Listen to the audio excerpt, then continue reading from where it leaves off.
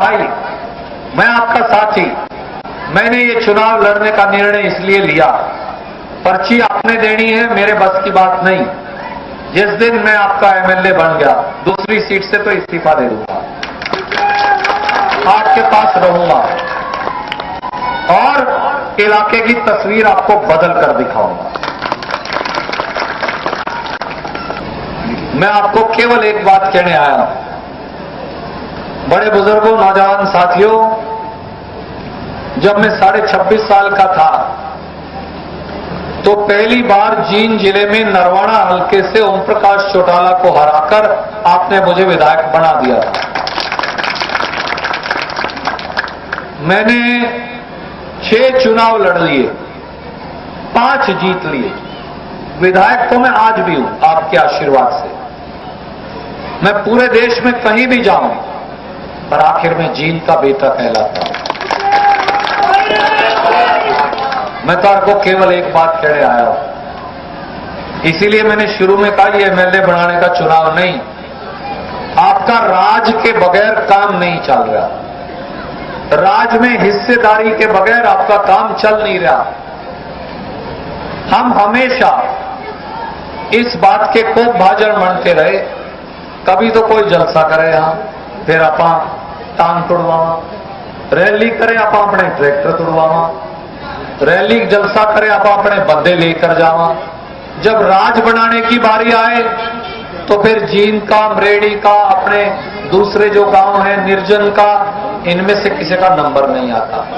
भाइयों, साथियों, बहुत साल ओम प्रकाश चौटाला 6 साल जींद से मुख्यमंत्री था, 1999 से 2004 तक।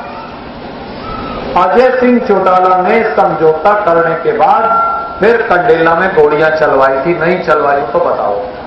1 दर्जन गरीब आदमी मारे, बैकवर्ड के साथी भी थे उसमें, किसान भी थे, और इसी प्रकार से नरवाना और उचाना का उन्होंने हाल किया। 5 साल से मनोहर लाल खट्टर अब मुख्यमंत्री है, परंतु इलाके का कल्याण नहीं हो रहा। मैं आपका भाई, मैं आपका साथी।